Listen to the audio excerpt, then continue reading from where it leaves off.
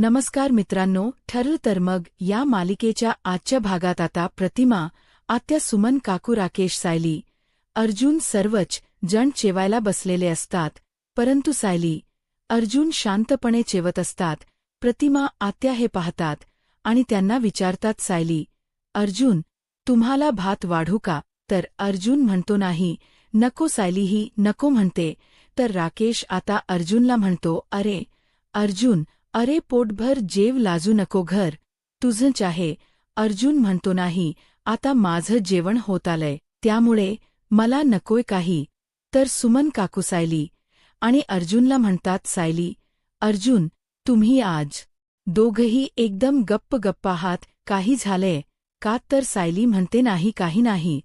तर त्यानंतर सुभेदारांच्या घरी आपल्याला पाहायला मिळतं, इथे पण सर्वजण जेवायलाच बसलेले असतात. तर प्रतापराव कल्पना ताईंना म्हणतात, अगं कल्पना, हे काय? अस्मिता कुठे? ती जेवायला नाही का आली?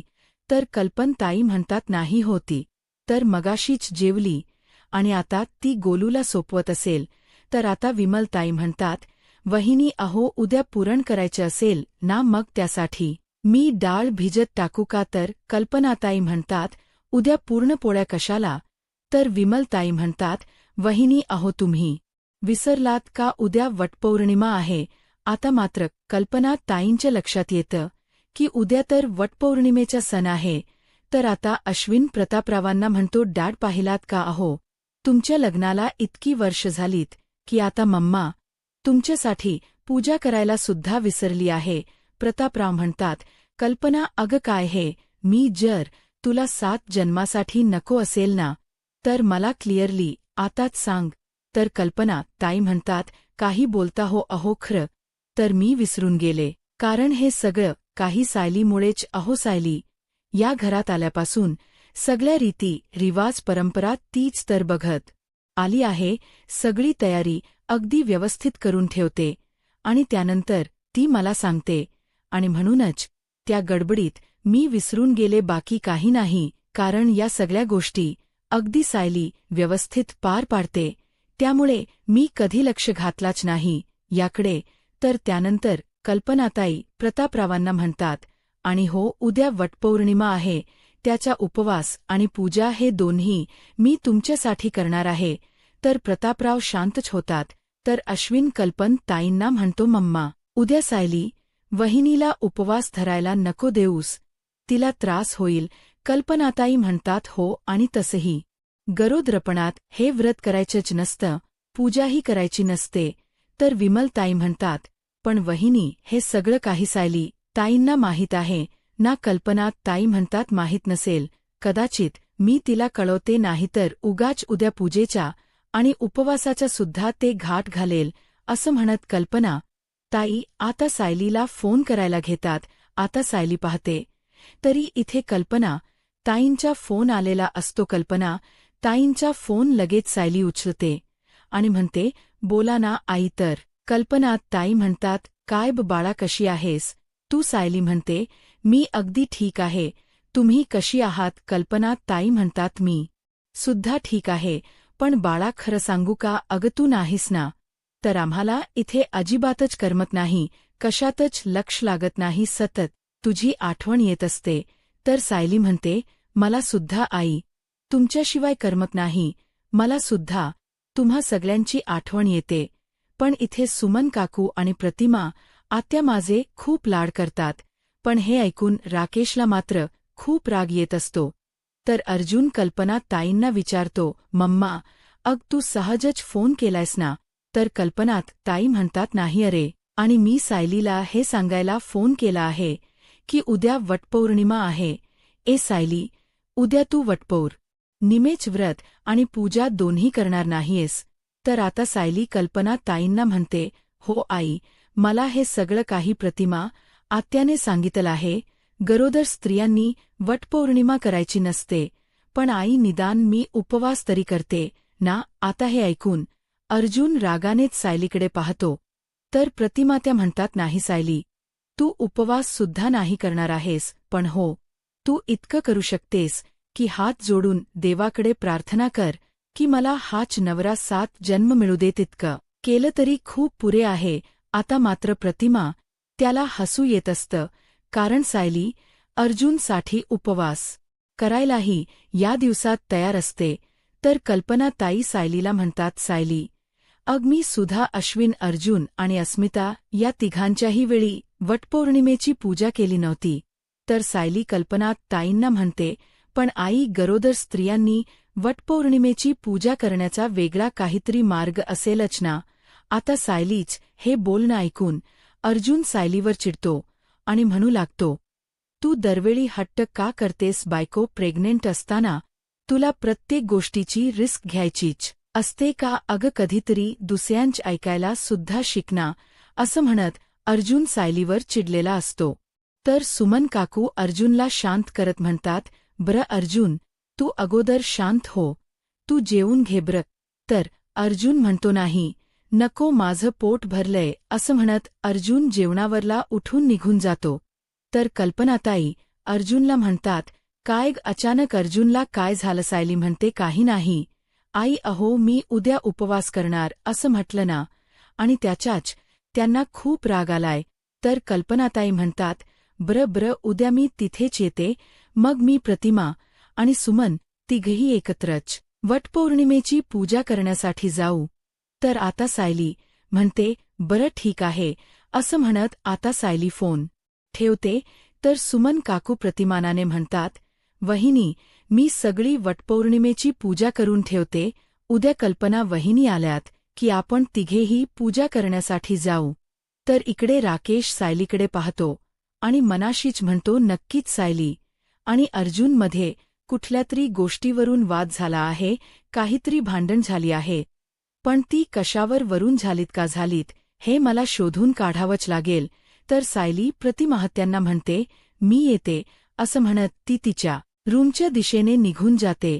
तर इकडे प्रतिमा आत्या सुमन काकूंना म्हणतात, सुमन, सायलीचा अर्जुनवर इतका जीव आहे की उद्याची वटपौर्णिमेची पूजा आणि उपवास करता येत नाही हे म्हटल्यावर तिचा जीव बघ अगदी कासावीस होतोय. तर दुसरीकडे सुभेदारांच्या घरी आपल्याला पाहायला मिळतं विमलताई आता वटपौर्णिमेची तयारी करत असतात आणि कल्पना ताईंना म्हणतात, मी आता हळदी कुंकवाच भांड या तपकातच ठेवल आहे. तर त्याचवेळी त्या ठिकाणी प्रतापराव येतात आणि म्हणतात, काय हे अजून वटपौर्णिमेची तयारी झाली नाहीये का? तर विमलताई म्हणतात, होतच आहे, चालूच आहे, म्हणजे नेहमी हे सगळं काही सायली ताईच पाहतात ना, त्यामुळे एक एक गोष्ट आठवून ठेवावी लागते. प्रतापराव म्हणतात, म्हणजे सायली नाही तर तुम्हाला काही जमत नाही हो ना हेवी, तुम्हाला काही बघाव सुद्धा लागत नाही. आता मात्र कल्पनाताई आणि विमलताई शांतच होतात. तर त्यावेळी त्या ठिकाणी अस्मिता आलेली असते. तर इथे प्रतापराव पाहतात तर कल्पनाताई अस्वस्थ असतात आणि म्हणूनच प्रतापराव कल्पनाताईंना म्हणतात, कल्पना, अगं काय झालंय, तू अशी शांत का आहेस? तर कल्पनाताई म्हणतात, उद्या सायलीला पूजा करता येणार नाही, त्यासाठी एक आनंदाचे कारण आहे, पण आपल्या अस्मिताच काय, तिला उद्या पूजा करता येणार नाही, त्यासाठी आनंदाचं कारणच नाहीये मला. तर खरंच खूप अस्मिताची काळजी वाटते की उद्या तिच्या मनाची अवस्था काय असेल, काहीच कळत नाहीये. तर प्रतापराव म्हणतात, हो मलाही कळते, पण तू उगाच स्ट्रेस घेऊ नकोस कल्पना, तू शांत हो, मी अस्मिताशी बोलेन. तर आता इथे अस्मितालाही खूप वाईट वाटत असतं. अस्मिताने त्या दोघांच सगळं बोलणं ऐकलेलं असतं. तर इथे प्रतापराव कल्पना ताईंना म्हणतात, कल्पना, अगं अस्मिताच मन शांत कसं राहील ना हे आपल्याला बघायला हवं, त्यासाठी प्रयत्न करायला हवेत. तर कल्पनात ताई म्हणतात, तिचा असा पडलेला चेहरा मला पाहावत नाही हो, तिच्या तसा चेहरा पाहिला की मलाही खूप वाईट वाटतं, पण हेही तितकंच खरं आहे की त्या सचिनची लायकीही नाहीये की त्याच्यासाठी कोणीतरी दुःखात राहावं. पण मी आणि प्रतिमा उद्याच्या वेळी पूजा करण्यासाठी जाऊ, त्यावेळी अस्मिताला वाईट वाटणारच ना. तर दुसरीकडे किल्लेदारांच्या घरी आपल्याला पाहायला मिळतं, अर्जुन लॅपटॉपवर काम करत असतो, पण अर्जुनच लक्ष कुठेच लागत नसतो, कारण अर्जुनला सतत सायलीच बोलणं आठवत असतं. सायली अर्जुनला म्हणालेली असते की ज्याप्रमाणे महिप शिकरेला आपण प्रतिमाहत्यांच्या समोर ठरवून आणलं होतं, त्याचप्रमाणे जर माझा हा अपघात पुन्हा आपण ठरवून तसाच घडवून आणला तर. पण या सगळ्यासाठी अर्जुन ठामपणे नकार देतो. त्यावेळी सायली अर्जुनला म्हणते आपल्या बालपणीच्या सगळ्या गोष्टी रिक्रिएट करून झाल्यात, पण तरीसुद्धा मला काहीच आठवत नाहीये. मला तर आता अशी भीती वाटायला लागली की मला काहीच आठवणार नाही. पण आता ही एकच आशा आहे, समोर प्लीज हे सगळं काही करू द्या असं म्हणत आता सायली अर्जुनला रिक्वेस्ट करत असते. पण अर्जुन मात्र त्याच्या मतावर ठाम बसतो आणि पूर्णपणे पुन्हा एकदा नकार देत म्हणतो, नाही बायको, मी ही रिस्क नाही घेणार. आता अर्जुन या सगळ्या गोष्टींचाचा विचार करत असतो आणि त्याचवेळी सायली रूममध्ये येते. आता अर्जुन सायलीकडे पाहतो, पण सायलीशी काहीही बोलत नाही. आता ना सायली अर्जुनशी बोलत ती झोपण्यासाठी निघून जाते. आता सायलीला काही झोप लागत नसते. ती सतत अर्जुनकडे पाहते. अर्जुन लॅपटॉपवर काम करत असतो, पण तो सगळा राग त्या लॅपटॉपवर काढत असतो. आता सायली अर्जुनच्या कानातील हेडफोन काढते आणि म्हणू लागते, माझा राग त्या लॅपटॉपवर काढायची काहीच गरज नाहीये, कारण मी उद्या वटपौर्णिमेची पूजाही करणार नाहीये आणि उपवासही करणार नाही. आणि राहिला प्रश्न अपघाताचा, तर तुम्ही परवानगी दिल्याशिवाय तो अपघातही घडवून आणणार नाही असं म्हणत सायली आता अर्जुनकडे पाठ फिरवून झोपी जाते. तर अर्जुन मनाशीच म्हणतो, हे सगळं करत असताना बायको मला आनंद होत नाहीये ग. हे सगळं काही मी मुद्दामून नाही करत आहे, पण एक बाप म्हणून आणि एक नवरा म्हणून माझं मन हे सगळं काही करायला तयार नाहीये. त्यामुळे मी नाही परवानगी देऊ शकत. मला माफ कर, पण या सगळ्यात मी एवढी मोठी रिस्क नाही घेणार. तर इकडे प्रतिमा आत्या फोनवर बोलत म्हणतात, हो ना, तुम्हाला माझी आयडिया आवडली आहे ना, मग झालं तर मग आपण जसं ठरवलं तसंच आपण उद्या पार पडणार आहोत. काही झालं तरी सायलीच्या चेहऱ्यावर नाराजी मला नाही हो पाहवत. हो चालेल, काही हरकत नाही, उद्या आपण भेटू असं म्हणत प्रतिमा आत्या फोन ठेवतात. तर दुसऱ्या दिवशी सुभेदारांच्या घरी आपल्याला पाहायला मिळतं कल्पनाताई छान तयार होऊन हॉलमध्ये येतात.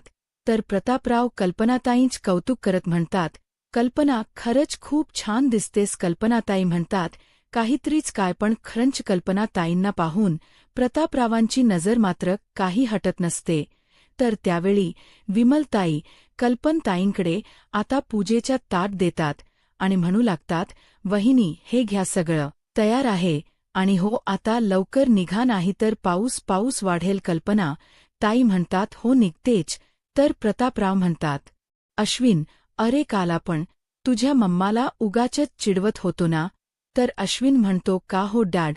तर प्रतापराव म्हणतात, अरे काल तर तिला चिडवत होतो, पण आता बघतोयस ना 7 जन्म हाच नवरा मिळावा यासाठी कशी तयार होऊन आली आहे. परंतु प्रतापरावांचा हा आनंद पाहून अश्विन प्रतापरावांना म्हणतो, डॅड तुम्ही खरंच खूप लकी आहात, कारण सगळ्यांनाच अशी प्रेम करणारी बायको नाही मिळत. आता मात्र अश्विनच्या मनातील दुःख हे सगळ्यात मोठं असतं आणि नकळतच अश्विन ते बोलूनही दाखवतो.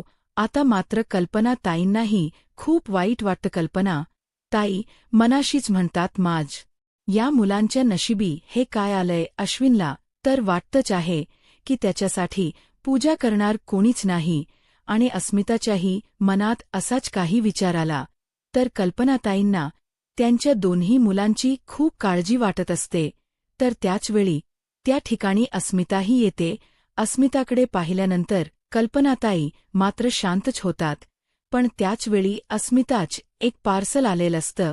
प्रतापराव अस्मिताला म्हणतात, अस्मिता अगं आज काय शॉपिंग केलीयस. अस्मिता म्हणते, नाही डॅड आज मी काही शॉपिंग केलेली नाही, तर आज माझ्यासाठी आणि अश्विनसाठी गिफ्ट आला आहे असं म्हणत आता अस्मिता इथे अश्विनच्या बाजूला जाऊन बसते.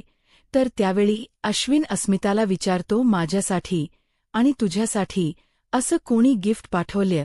तर अस्मिता म्हणते, सांगते सर्व काही सांगते. अस्मिता आता विमल ताईंना प्लेट आणायला सांगते आणि त्याचवेळी बॅगमधील पार्सल बाहेर काढते. तर त्यामध्ये पेस्ट्रीज असतात. तर आता प्रतापराव अस्मिताला म्हणतात, पेस्ट्रीज आज काही खास कारण आहे का, की कोणाचा वाढदिवस आहे? अस्मिता म्हणते, नाही, आज कोणाचा वाढदिवस नाहीये, पण माझ्या आणि अश्विनच्या आयुष्यातील खास दिवस मात्र आहे, कारण मी आणि अश्विन अशा विचित्र जोडीदारांसोबत 7ही जन्मसंसार करण्यापासून वाचलोय. खरं तर आमच्या आयुष्यातलं सगळं मोठं संकट दूर झालं आहे.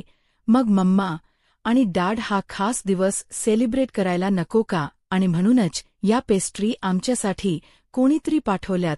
तर कल्पना ताई म्हणतात, अग पण या पेस्ट्रीत नक्की पाठवलेत कोणी? तर अस्मिता म्हणते, ते पण सांगते.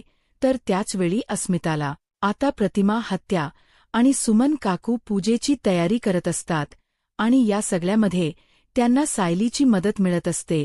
तर त्याचवेळी त्या ठिकाणी अर्जुन येतो आणि म्हणतो, काय मग झाली का पूजेची तयारी?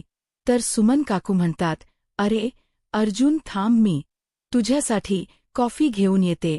असं म्हणत सुमन काकू अर्जुनसाठी कॉफी आणायला जातात.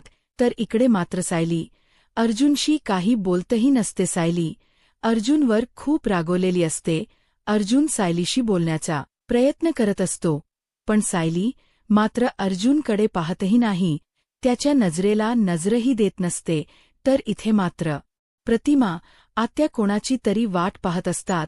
सुमन काकू आता अर्जुनसाठी कॉफी घेऊन येतात आणि म्हणतात, वहिनी अहो, तुम्ही कोणाची वाट पाहताय का? भाऊजी तर इतक्यात येणारच नाहीयेत, परंतु तुम्ही कोणाची वाट पाहताय? परंतु त्याचवेळी आता आश्रमातील मुलं आणि कुसुमताई आलेले असतात आणि ते पाहून सायली खूप खुश होते.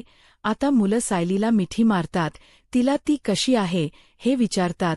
त्यावेळी अर्जुन त्यांना थांबवत म्हणतो, अरे हळूहळू असं वरत. अर्जुन सायलीची काळजी करत असतो, पण सायलीच्या चेहऱ्यावरचा आनंद पाहून घरातील सर्वच जण खूप खुश होतात.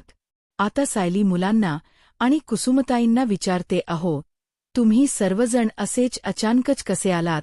तर कुसुमताई म्हणतात, कारण आम्हाला प्रतिमा ताईंनी आमंत्रण दिलं आहे. तर त्यावेळी सायली प्रतिमा आत्यांकडे पाहते. खरं तर सायलीच्या चेहऱ्यावरचा आनंद परत यावा यासाठीच प्रतिमा आत्यांनी आश्रमातील मुलांना आणि कुसुमताईंना खरीच बोलावलेलं असतं.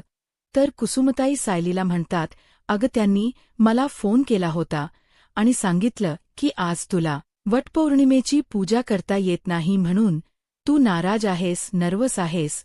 मग तुझा मूड ठीक कसा करायचा? मग काय जादूची कांडी हवीस ना? आणि ती जादूची कांडी का असू शकते? तुझ्यासाठी सगळ्यात जवळच्या व्यक्ती म्हणजेच हे सर्व मुलं आणि मी, आणि म्हणूनच आम्हाला त्यांनी इथे बोलावलं आहे. तर सायली खूप खुश होते. कल्पना ताई म्हणतात, अगं काही नाही, काल मला प्रतिमाचा फोन आला होता आणि मग आमच्या दोघांच्या बोलण्यात आम्ही दोघांनीही ठरवलं की तुला सरप्राईज द्यायचं आणि म्हणूनच हे खास सरप्राईज तुला आम्ही दिला आहे. तर सायली कल्पनात ताई आणि प्रतिमा आत्यांना म्हणते, तुम्हा सगळ्यांचे आभार मी कसे मानू, मला काहीच कळत नाहीये.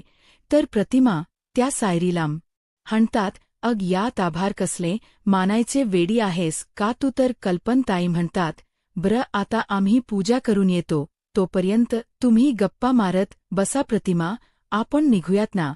तर प्रतिमा आत्या म्हणतात, हो निघूयात. असं म्हणत आता प्रतिमा आत्या, सुमन काकू आणि कल्पनाताई तिघेही वटपौर्णिमेची पूजा करण्यासाठी निघालेले असतात.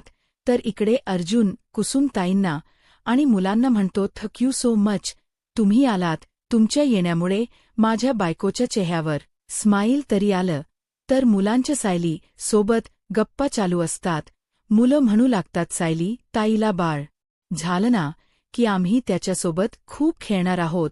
तर कुसुमताई म्हणतात, सायलीला त्रास द्यायचा नाही, या अगोदरच तिची तब्येत खूप नाजूक आहे. तर सायली म्हणते, नाही कुसुमताई, माझी अजिबात काळजी करू नकोस. खरं तर यांच्या दंग्यामुळे मला अजिबात त्रास होणार नाही, मी खूप खुश आहे.